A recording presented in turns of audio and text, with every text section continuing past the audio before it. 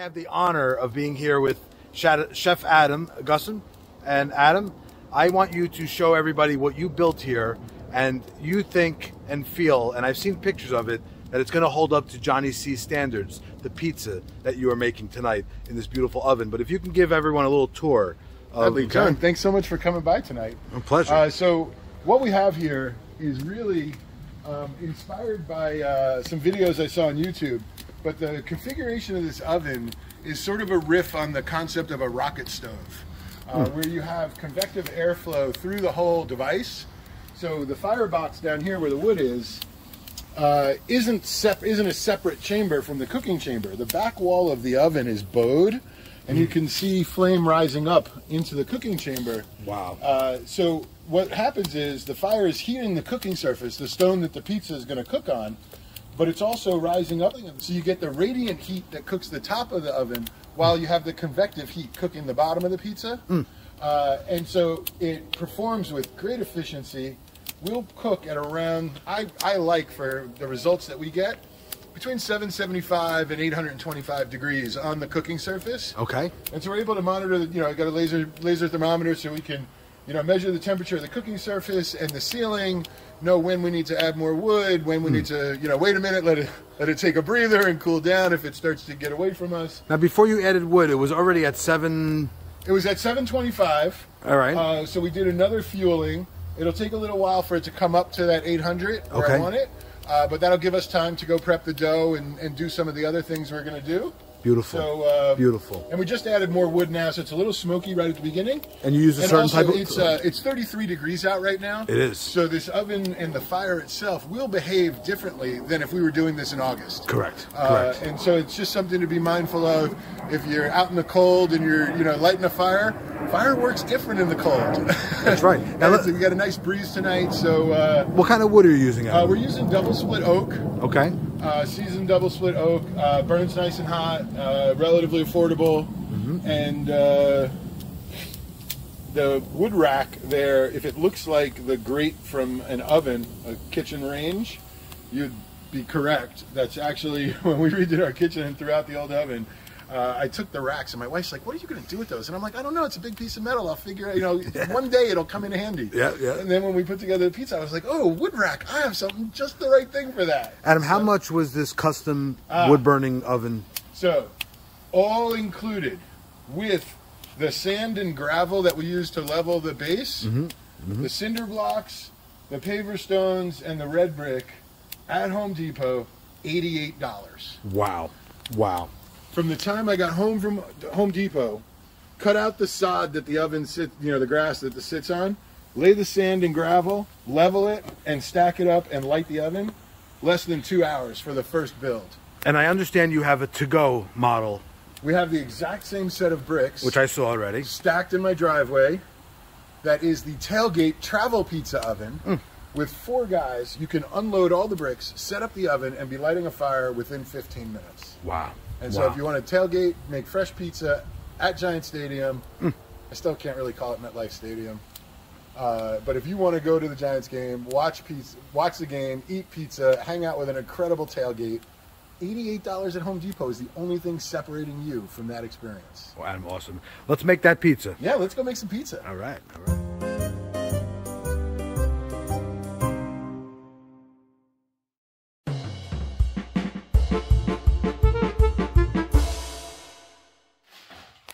So we're going to portion out 300-gram pieces. Is this sourdough? I would call it sourdough inspired. Okay. Okay. So, flour we're using in the brick oven, we're going to use imported Italian 00 flour. The 00 refers to the size of the flour grind. So if you were to take a bag of all-purpose flour and rub it between your fingers, you'd perceive some grittiness. With the 00 flour, when you pick it up, it's much finer and you don't even feel any grittiness at all. Nice. So each little starch granule is smaller. At 500 degrees, like say the temperature you'd make pizza in your home oven, at 500 degrees, the difference between all-purpose flour and 00 flour almost negligible. It's not really even worth the effort or the additional cost. Okay. At 800 degrees, the flours act differently. And so that leopard spotting that we're going to look for on the crust of our Neapolitan pie tonight, that leopard spotting with all-purpose flour or bread flours will taste burnt, like the black of a burnt marshmallow, that bitter, acrid, burnt flavor. Okay. With 00 pizza flour, those dark spots are going to be nutty and roasty and toasty and have like warm flavors, not the sharp, bitter, acrid, burnt flavors that you'll get from other flours. And so that's one of the things that for brick oven pizzas, absolutely, if you're cooking at over 700 degrees, it's between 700 and 1,000 in that range, it makes a big difference. If you're making pizza at home in your standard home oven, all right, use all-purpose flour. You're not getting any benefit from the 00. Now you're going to get a crunchiness and an airiness? Yes. Beautiful. So we're going to get both a crunchiness and airiness. So this dough has been, I started it up yesterday. It did a cold ferment overnight. I took it out of the fridge about 2 hours ago. Okay. And so now we're going to proof our portioned dough balls while we prep our sauce and tend to the oven. So while these guys are proofing, it'll give us a chance. I never heard the term proofing. I'm going to be honest. So there's another word in that's a generic bread making term. When dough's alive, right? The yeast is alive, and so every minute it sits out, the yeast is eating sugars, converting starches to sugars, eating and fermenting. Okay. And so when you think of like bulk fermentation or the rise when you're making bread or when you're making pizza dough, that first rise is very active, very vibrant because there's so much food around for the yeast to eat. Okay. After that happens, I did a cold fermentation in the refrigerator. So when it ferments at refrigerator temperatures, like anything cold, it slows us down. It slows down biological activity. It slows down chemical reactions. And so the fermentation process is slower and more regulated in the refrigerator, and it allows for a longer, slower fermentation to produce some of those flavors that we appreciate in really well-made breads and well-made pizza, is because the yeast had a longer time to produce those esters and flavor compounds that we like so much. So now, when we go from the fridge, if you ever tried to open up a pizza dough or stretch a pizza dough, cold dough doesn't, like our cold muscles, right? We want to stretch out before we run. We want to, warm up before we go do something. We need the dough to warm up also. But there's also actually another fermentation process going on now. Now the yeast is like warming up. And it's like, hey, let's have a snack. And it'll find whatever sugar's left around in the dough and finish the final fermentation of the dough. So love it. These are proofing and relaxing, coming to room temperature, and I'll make the dough easier to work and finish off the whole process. Folks, I think we're talking to and you're learning from a dough master, dough scientist tonight. So I started out making pizza was sort of an offshoot of my bread making. And I was like, oh, I make dough. Pizza dough's dough. I can make pizza dough.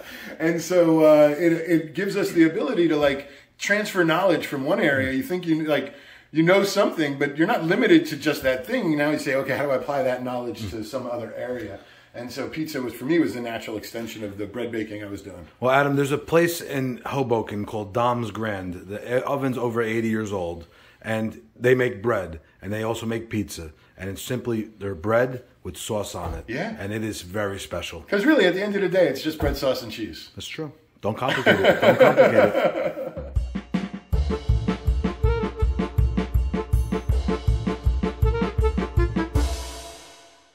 Good. All right. And then my sauce making process is very complicated. One thing, we're going to pull out the stems. Okay. Because sometimes you get some stems in the can. They're fresh, though. I smell them. You know where this thing came from, right? There's no mistaking where this thing came from. So we'll just check through if there's any bits that we don't want in our sauce.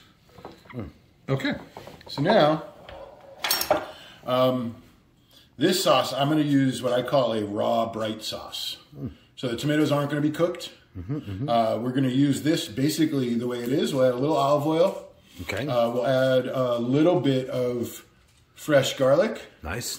And some chopped basil. Okay. And then we'll taste it.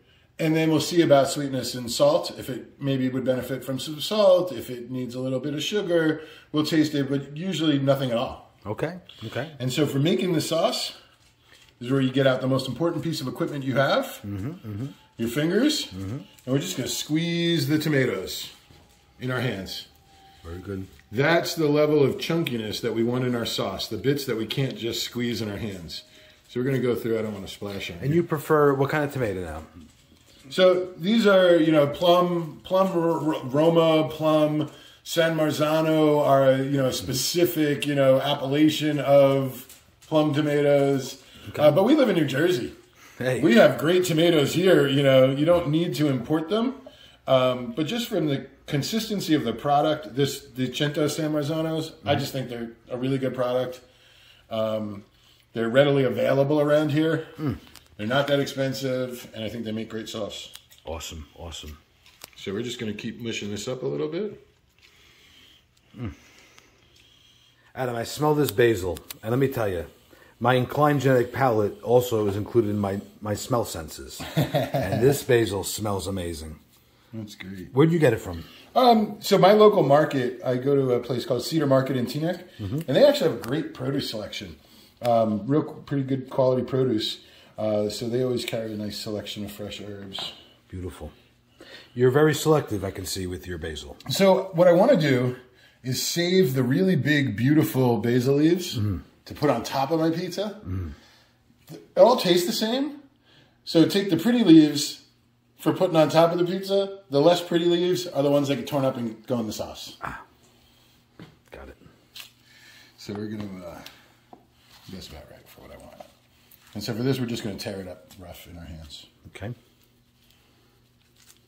Okay, here we go. So we're going to peel some garlic. And I came across this really cool... I'm not really into kitchen gadgets that much. It's interesting. But it's just a tube of silicone rubber. And we're just going to put the clove of garlic in the tube. Right. Folks, only on a house visit will you ever see this stuff. Rub it. Now, the skin just ends up coming off. It just disrupts the skin nicely. And now, all the skin just comes right off. You should patent that. Somebody else did. Okay. Somebody else did. And then there's always the old school way. You could just crush it with your hand. Yep. But because somebody used a microplaner, I don't want to crush it too much. I want it to kind of keep it shaped just to make it easier to grate. Nice. So now we're just going to 2 cloves of garlic into our sauce. We don't want this sauce to be like pungent garlic for my standard sauce. We want it to have a nice little flavor. Very nice. For flavor. Extra virgin olive oil being added. I mean, folks, look at this sauce. I mean, wow. That's delicious. Just bright and red and fresh. That's beautiful. With a little bit of texture. No big chunks, but just some nice texture. A little bit of basil. So that's our sauce. Let me get see one spoonful again. Yeah. A nice picture of that. Wow. Very nice. Excellent.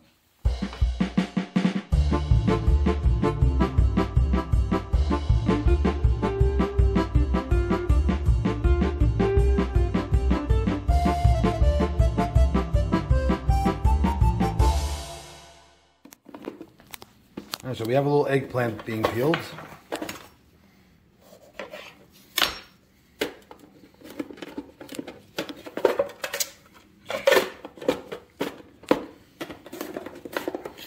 So we're just going to saute up some really thin sliced eggplant for one of the pizzas we're going to have.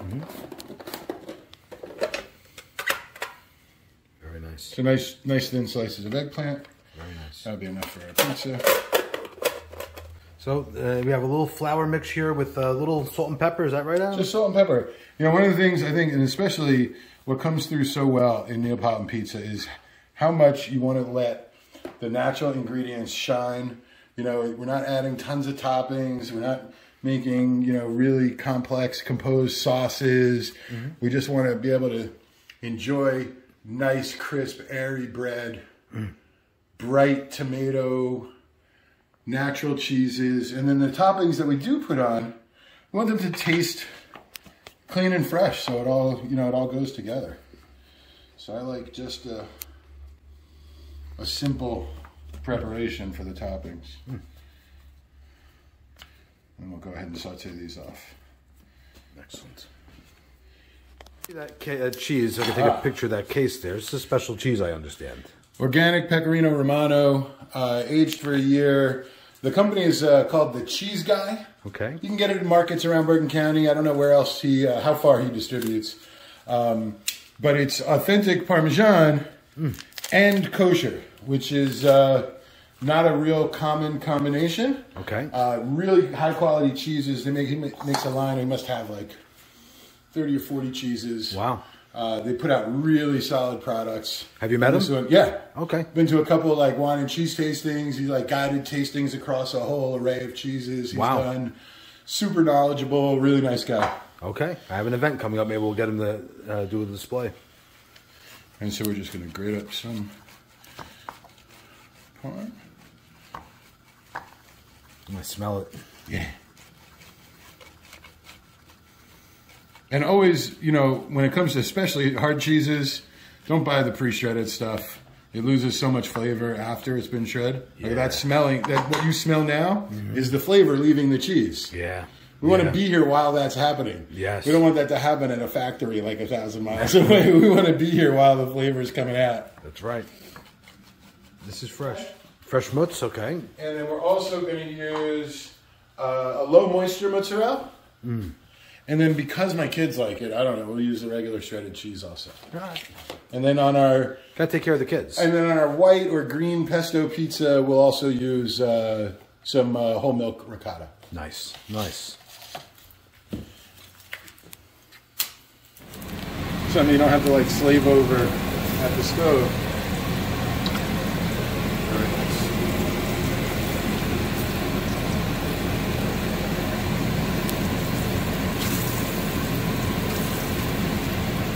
Also, I advocate wearing rubber gloves while you're cooking. Yep.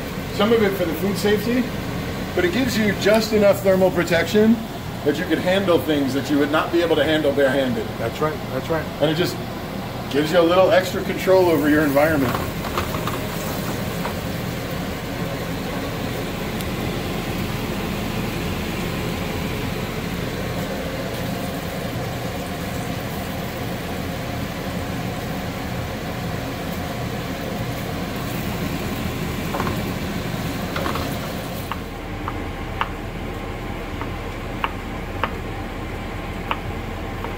What did you just say about uniformity? So, like, if you're making like a mirepoix or prepping any vegetables, right? Uniform thickness is really important, so things cook evenly, cook in the same time frame. But because of the high heat that we're cooking this pizza at, uniform thickness is even more important in pizza, because if you have one piece that's, you know, this thick and one that's paper thin one's going to burn out. The thick slice isn't going to cook in the time that the pizza's cooking, because it's only got, you know, a minute or two to cook. So you really need to make sure you've got the right thickness. We're sauteing these first. They'll finish on the pizza. But if they're too thin, they'll wither, dry out and wither in the oven. If they're too thick, it's just a big clump of mushrooms. So we want these just nice.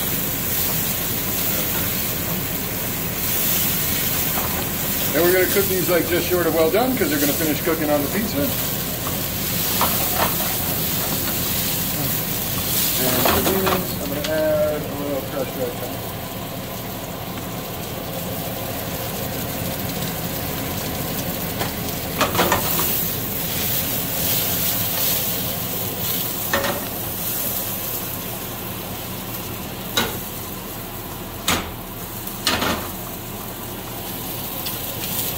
Mozzarella comes in? Yes. Yeah, yes. So a lot of the pre-sliced fresh mozzarella comes in a much thicker slice. It's nice for eating with a plate of tomatoes like a salad, like a caprese salad. Right. But it's not the best thickness for making pizza. It's a little too thick. That's a good point. So I can't stand when you bite a piece and the whole thing comes off. Because it's probably too thick. So that's nice. That's the thickness we want.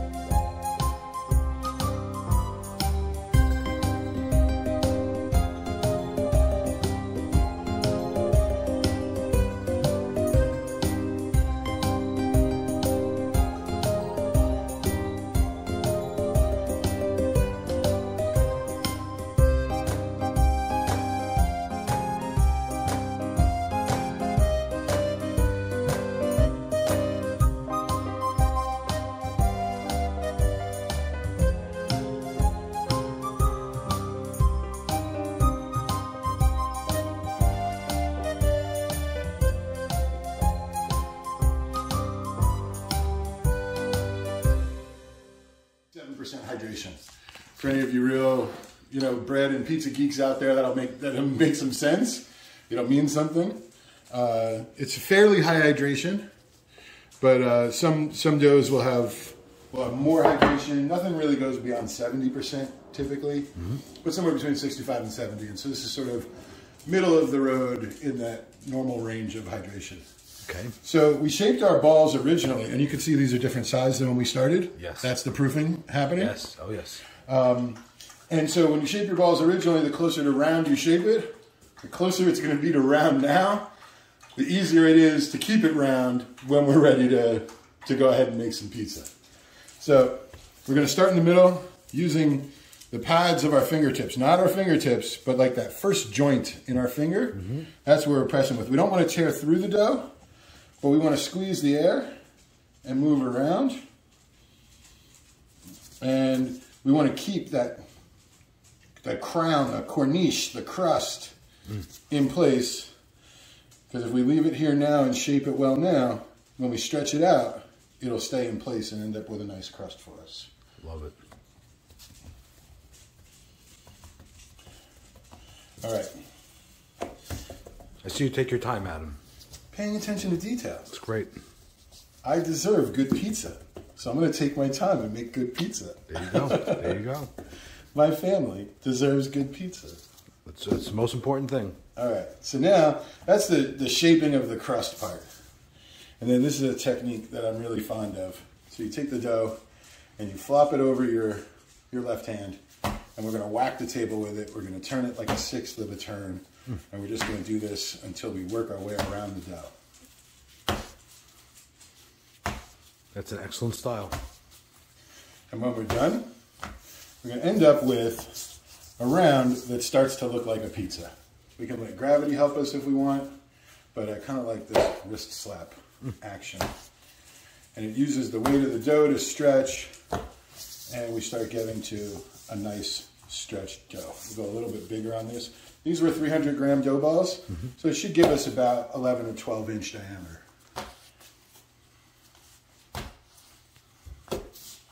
And we're getting there. We're getting there.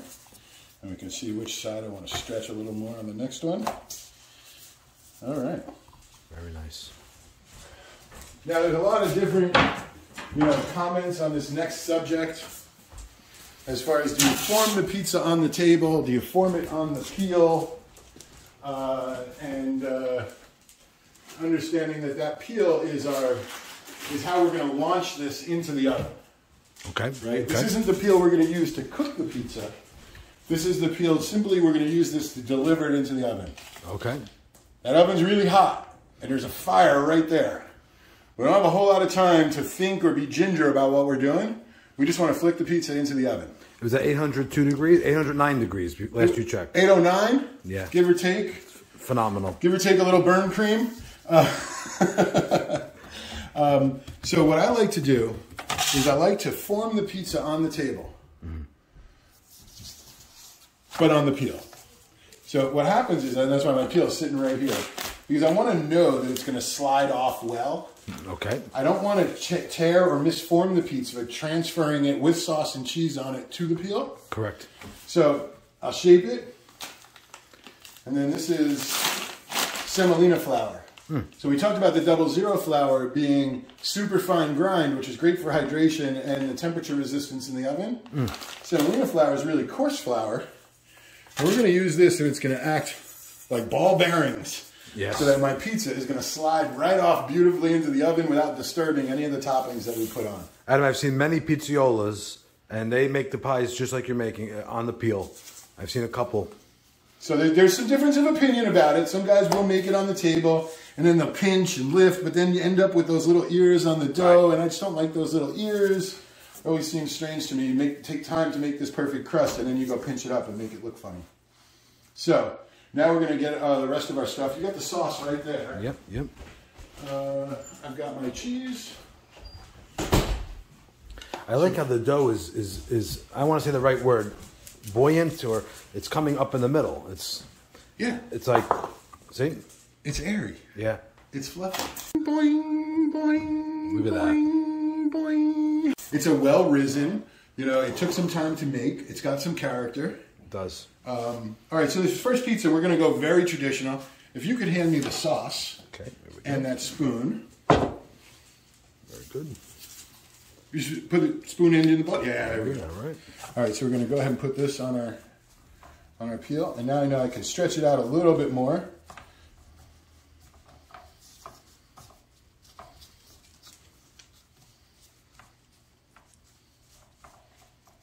And that's a good size. Ooh, did I spill some? I did. I dripped something on my peel and it had a little liquid on it. So I always give the dough a little shimmy so I know it's moving around well. We'll go ahead with our sauce. You're going to bring it around to the edge. Very nice. Like anything, too much sauce is no good. Too much cheese is no good. So actually, when it comes to the cheese, for this size pizza, 4 ounces of cheese, no more, no less. Okay. So we're actually going to weigh it out. All right. So that we know we're not putting on too much. My own father, Concetto, is very big with his scales. He weighs everything. Yeah. It's very important. I just keep smelling the sauce. Right? It's special. It's really, oh, that's perfect. All right, so that's 4 ounces on the dot. We're going to go ahead and put our cheese on.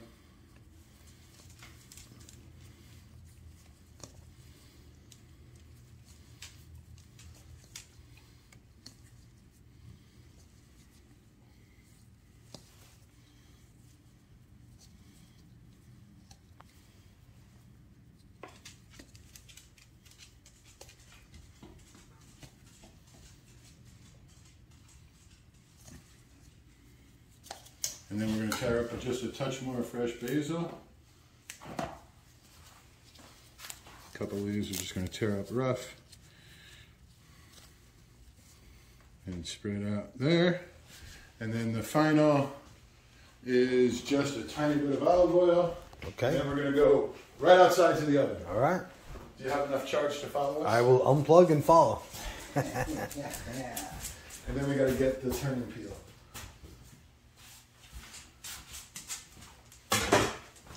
All right, so just a tiny bit of olive oil, and we're off to go. Okay. Oh, you know what? One other thing. All right. Take that back. Almost ready. This is, where's the rattiest towel I got here? That guy. Okay. This is This already smells unbelievable. also a technique for this oven. Where is? You know, I'll do it with this. The first pizza we put down when we use it, we're going to wipe off some soot that'll be on there. Okay. I'll show you.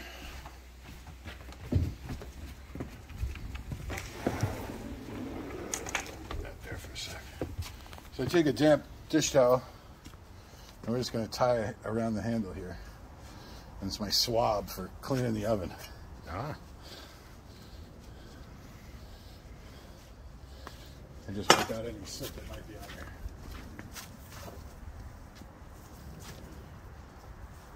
Here we go.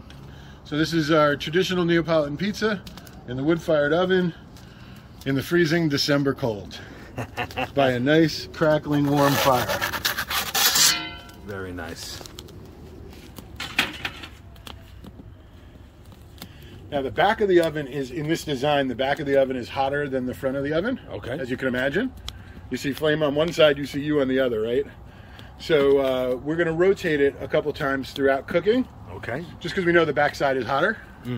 That rotation we'll do with a turning peel that allows us to lift, roll, and turn the pizza in place without having to take it out of the oven to rearrange it. Love it. Love it. And we go about 30 seconds in each position here. So you'll see, I'll gently lift up, let the pizza rotate around a quarter turn, and then slide it back into place. So another drawback to this oven, obviously, it's a one-seater. I can only make one pizza at a time. That's right. You know, so it's got its limitations. Look at that. So ready to cook it. See the dough popping up nice. We have a nice, well-developed gluten structure. Nice moisture level in the dough. As that starts to cook, the water in the dough boils.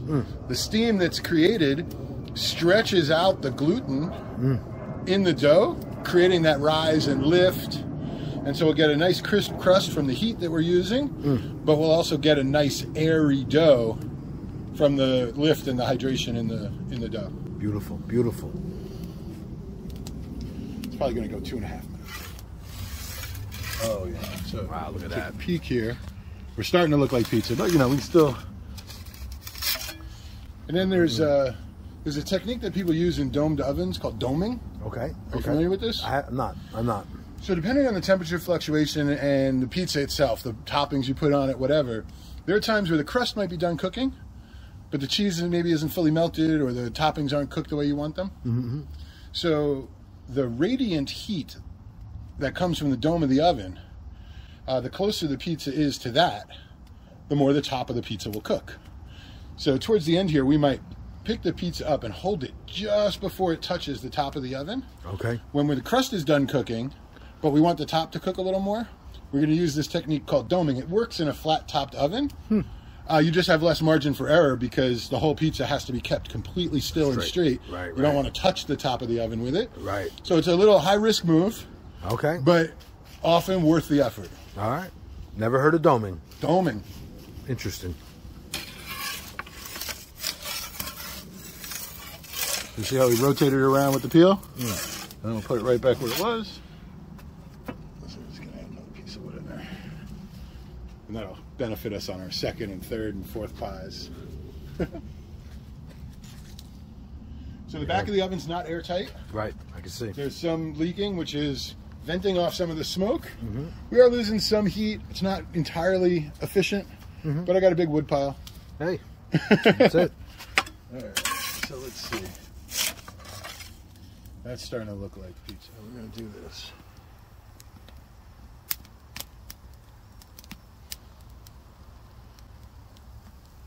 I hear it.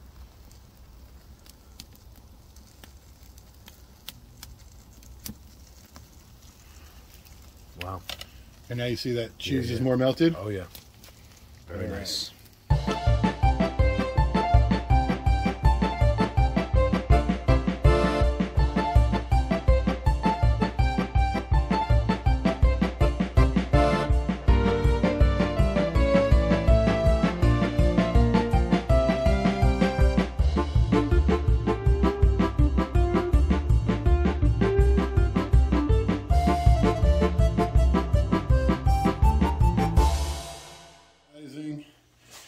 And there we go. That's nice. Sauce.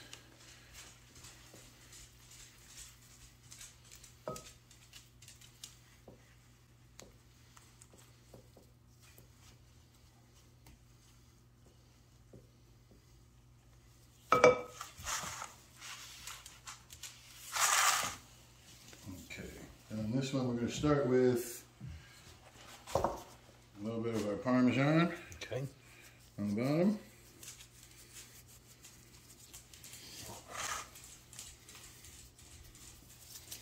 And then we're going to go with our low moisture mozzarella. Right.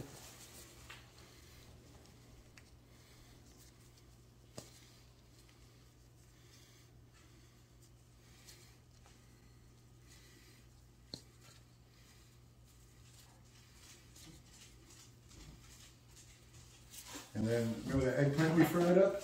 Yes. Oh, yes. Let's put some of that on there. Look at that.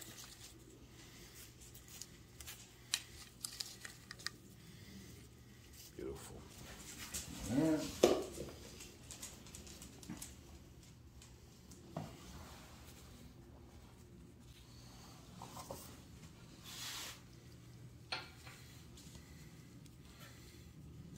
I think that might make a nice pizza. I'm looking forward very much to this one.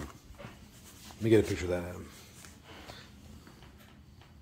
Nice.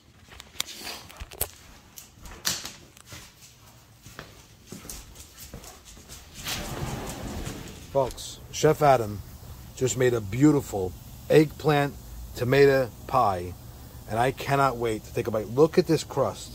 Folks, look at this crust. And that's his unique wood-burning oven. Chef, amazing. Super. Let me look at it again. Look at that. Eggplant, Parmesan cheese, sauce. Let's slice this puppy up. Yeah, let's go. Explain this pie before we cut it. So this is my own crust, fresh bright sauce, a little Parmesan. Then we used a low moisture mozzarella, sauteed eggplant, top with a little Parmesan.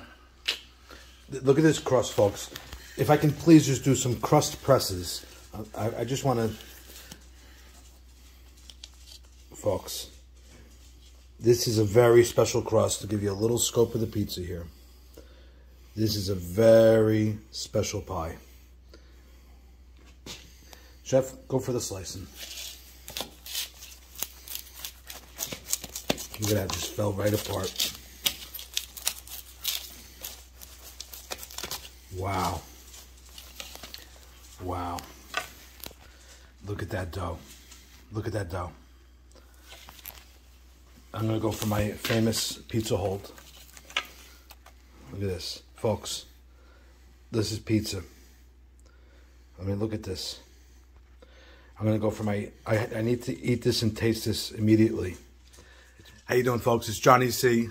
I'm in Chef Adam's home here up in Teaneck, North Jersey, Bergen County.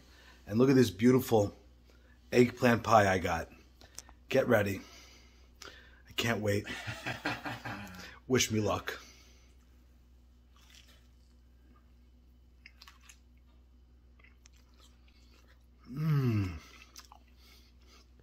Look, folks, the eggplant didn't slide off. The cheese didn't slide off.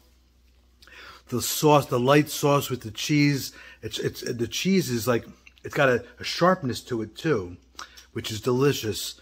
And the crust, I mean, look at this dough.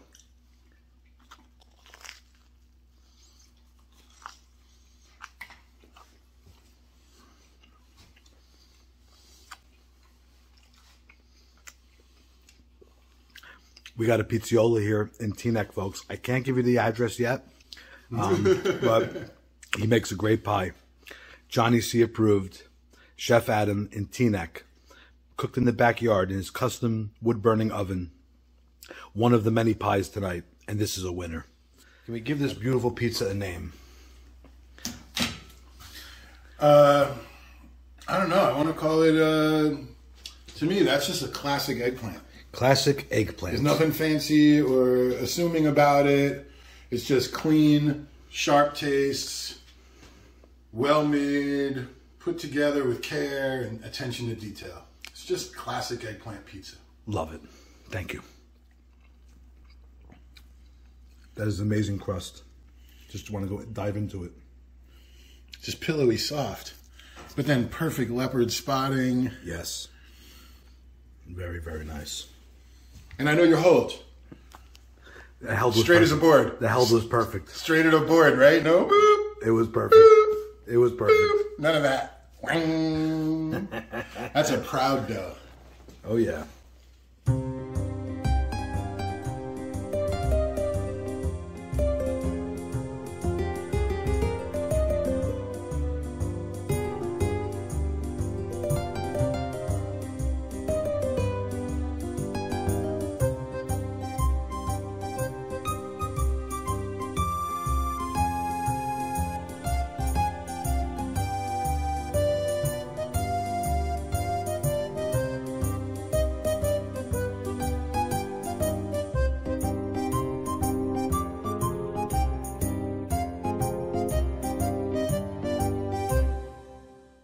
The pesto cream pizza. So it's pesto with heavy cream. Nice. That's why I call it pesto cream. Okay. Okay. All right. Very good. We're going to give that a little fresh pepper.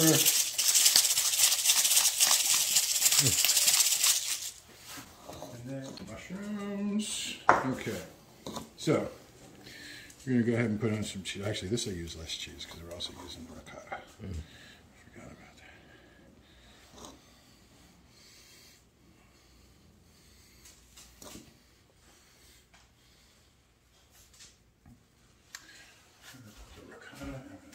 spoon.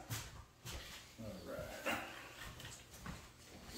Now, there's some fancy French word for this. I don't know. Regatta? No. Not quenelles. We're going to take the cheese with the 2 spoons and make just the right shaped little like football pile of cheese. There's a fancy foo-foo name for that. Not corn something? I think it was it sounds like it's got like a Q in it. I don't know. But that's how we do it.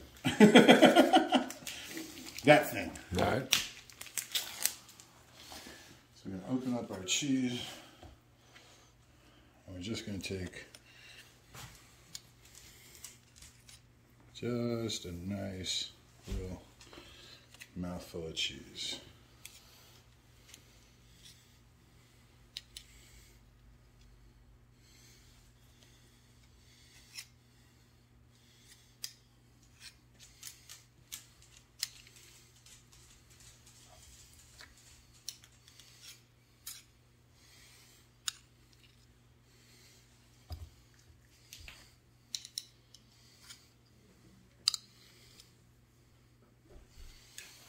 This, because we're using the basil sauce, we're definitely using some fresh basil.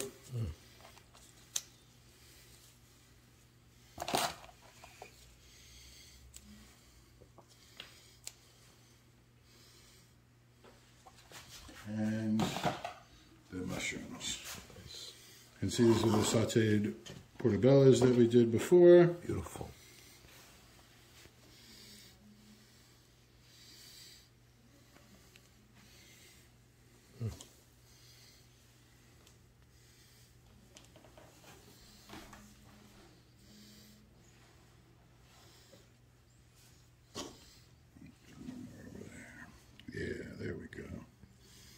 That looks good. Perfect. All right. Very nice.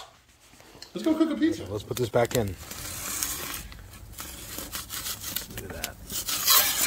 Amazing.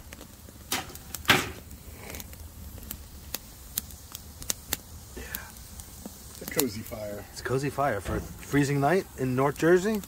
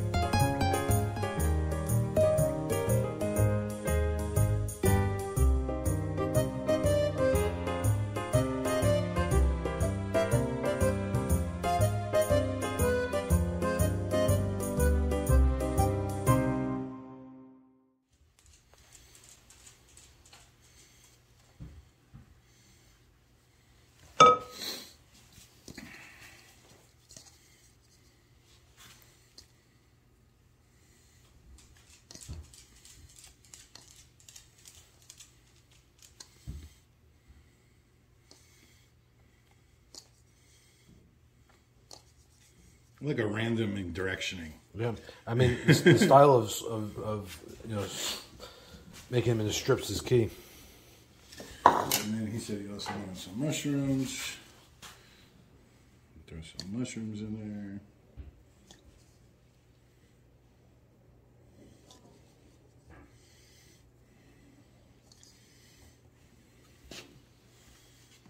2 years ago, the kid thought mushrooms were disgusting and would like throw away any food that even like touched stuff with mushrooms in it. See, me, it's olives. I can't do olives. I didn't used to like olives, and now I love olives. Yeah? Yeah. You know, your taste change. If they're cooked in something, I can do it, but...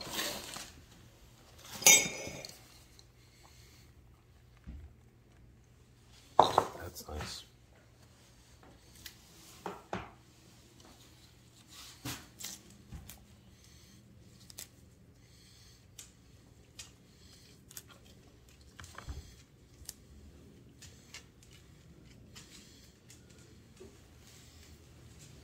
Voila. That looks like pizza. Nice. Or pre-pizza, we'll call it. Pre-pizza. Pre-pizza. It's not pizza yet. Okay. Yeah.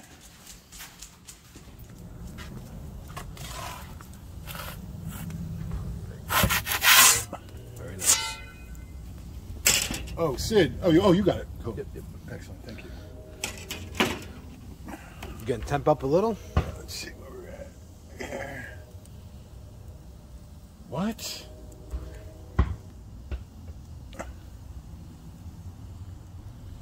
No way. If that's true. Maybe you are cooking that high. That's true. You cooked that other one. You did cook that other one quick.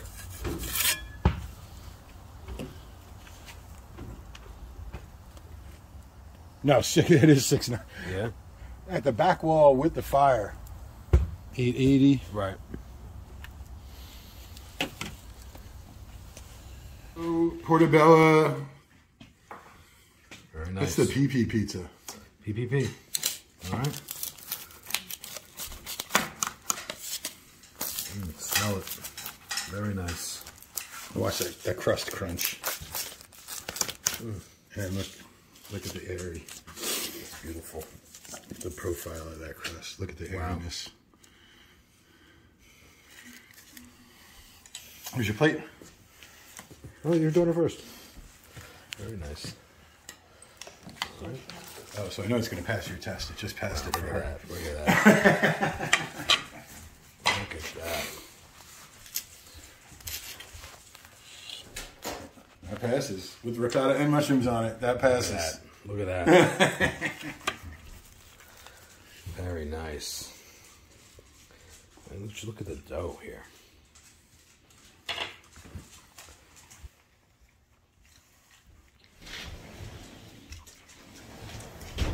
That's yours. Very nice. If you like mushrooms and bread and cheese, this is your pizza, the PPP.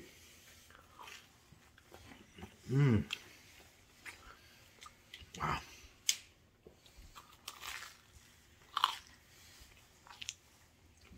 The pesto cream sauce, right? Just adds a little richness to it. It feels like buttery, more substantial. Wow.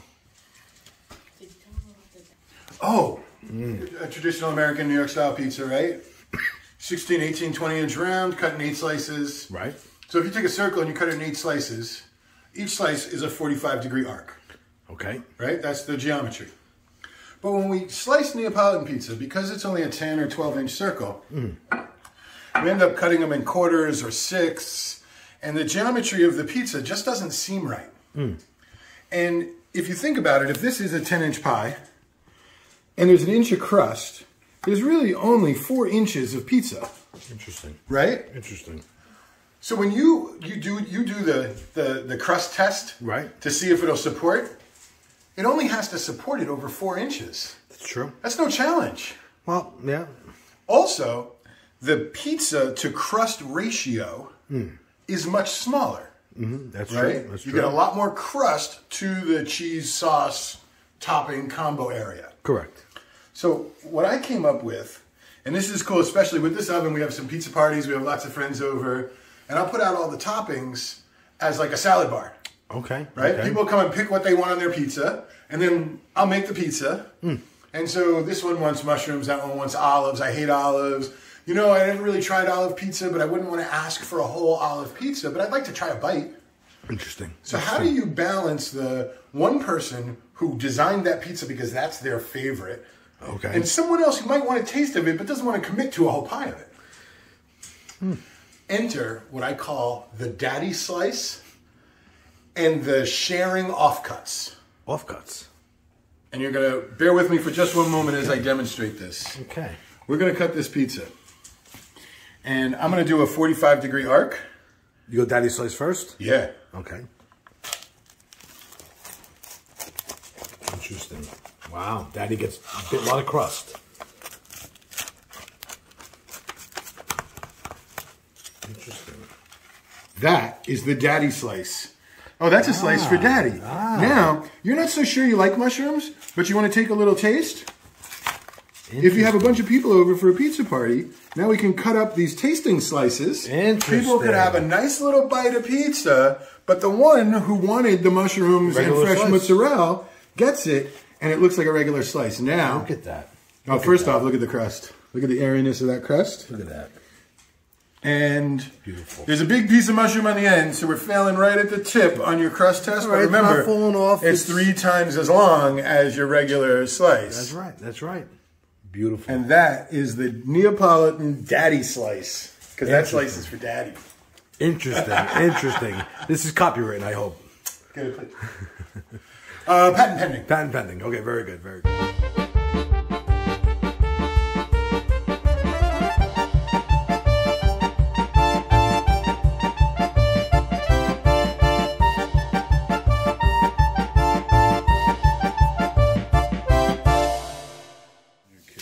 So this is a nice pink sauce, huh? Pesto cream pink sauce. I'm going to go with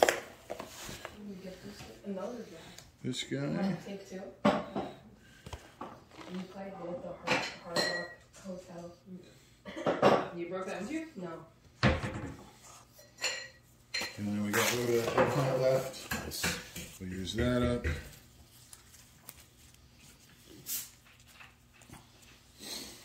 Get a little bit of Parmesan on top of the eggplant. Very nice. Thank you. What are you doing? I'm drinking. And then, this one's for me. Where is... See it, him with the crushed red pepper? Thank you, babe. Oh. I'm going to make it a little spicy. There you go.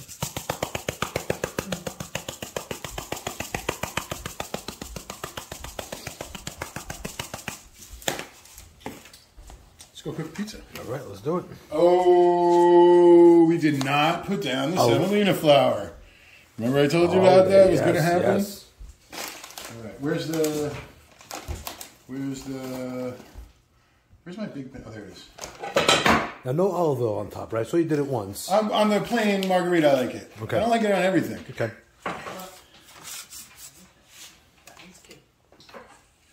I'm going to try and get under here.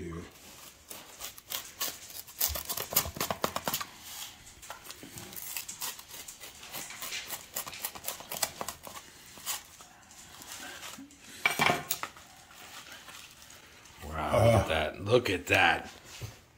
That's the crust test. There you go. There you go. Across the whole I love it. sling, Straight out. with toppings on it and cheese. Wow. That's a proud, standing tall, proud crust. That is nice. That is nice. Oh, look at that. Not a lot of pizzas would pass that test. Look at that, folks. Look at just how airy it is. Wow. Wow. Amazing.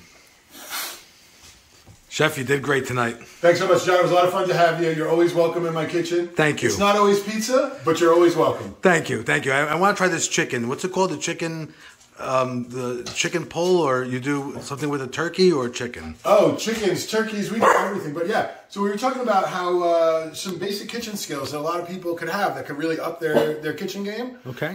Things like how to spatchcock a chicken, how to break a chicken down into parts, separate it out so you can make stock with the backbone and necks, and have boneless thighs and, you know, breasts the way you want them, trim your own wings, all the things that you have that you enjoy in restaurants that most home cooks think are beyond their skills aren't that difficult. And there's some things that we could definitely show folks how to up their game with a couple basic skills. I love it. My new nickname, by the way, it's perfect timing. It's Johnny C. the Pizza Guy. It's not just pizza. So I'm looking forward to coming back and learning a little bit more, because you taught me a lot tonight. So thank you. Johnny, thank you. Take care. All right.